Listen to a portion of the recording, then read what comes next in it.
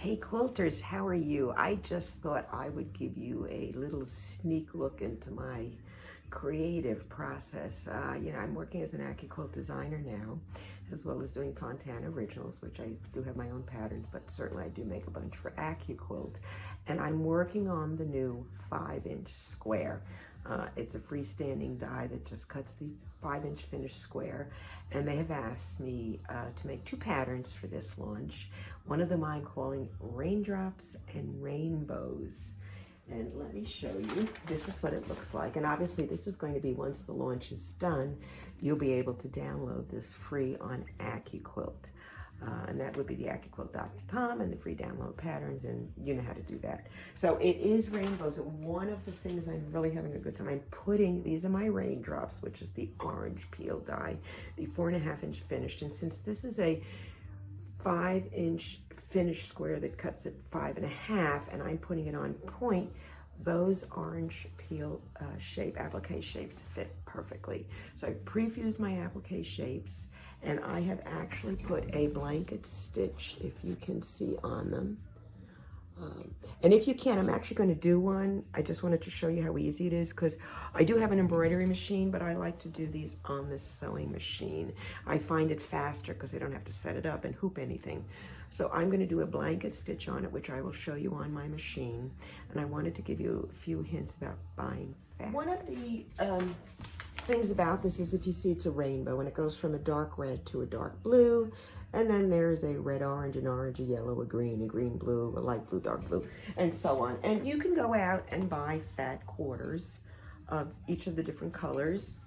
A total of 1, 2, 3, 4, 5, 6, 7, 8, 9 shades, going in. If you look at a rainbow, I Google rainbow, look at the colors, and that's kind of how I figured it out. But anyway, I found, I love finds online, and I found it is a Wyndham fabric.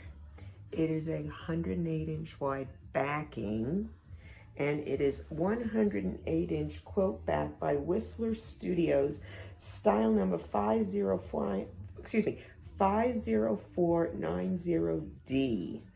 And it is an ombre fabric. Right? I've cut it up because I've already cut out the pieces. Anyway, it's the purple, and it goes to the blue.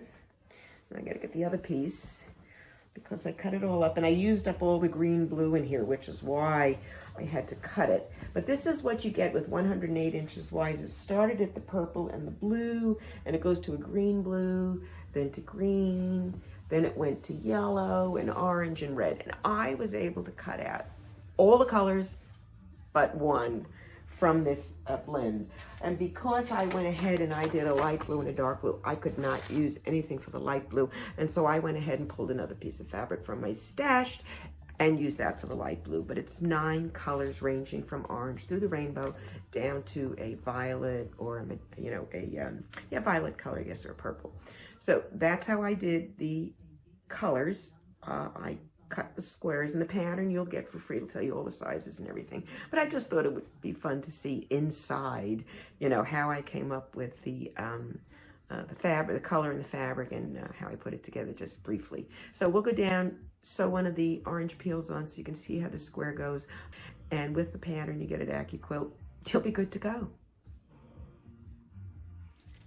This is my work table, and I actually have 3 more of the orange peels to sew. And as I said, because this is on point, the orange peel fits, and all you have to do is center it in between. Now you do put fusible on first, and I have just pressed them down. Okay, so just to kind of give you a sense, this one has the stitching on it already. Oh, that's just a piece of thread. It's not, see, that one has it. And it does make it raised a little bit above, which I kind of like. It'll give it a little bit of a dimension when I make it into the quilt, because I'll go ahead and quilt around it some way or other. So I'm going to go ahead and take one of these to the sewing machine. Let me give you a sense of where I'm at on my machine. I have a Bernina. This is the new 570 Quilters edition. I am going to the quilter section, and I am doing stitch 1309, which is a traditional blanket stitch. We're going to leave it at the machine setting, which is 2.3 by 2.6. And that was, as I said, stitch 1309. So let's go down, take a look. And I actually used foot 23. Why? Because it was small. It was easy. I didn't need a wider piece here. And I like the clear foot, so I could go ahead and see everything I'm doing. So I'm gonna let it start. And I find this is so fast that by the time I were to set this up on my embroidery machine, I'm done here. I mean, I don't have to hoop this. I'm not using a back interfacing at all. I'm relying on the fusible, on the orange peel to keep it from puckering. And I will sew right to the ends. And of course, it's always helpful to slow down. So I will stop there, pick my presser foot up, turn my piece, put my presser foot back down. Now I can use my foot pedal as well, but it happens to be wedged between the camera and it's hard to reach to go back. Here we go.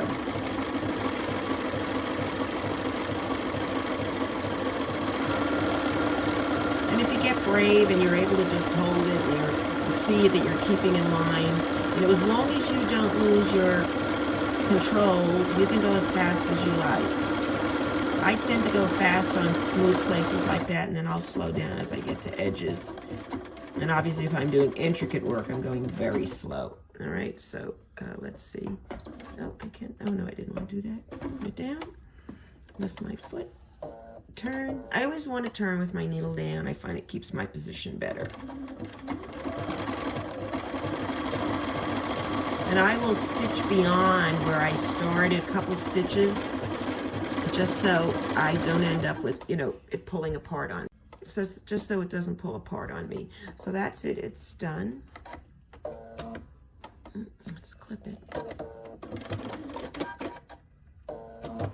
And there you go, and it's just as easy. Let's see if we can get in a little bit better light so you can see it here.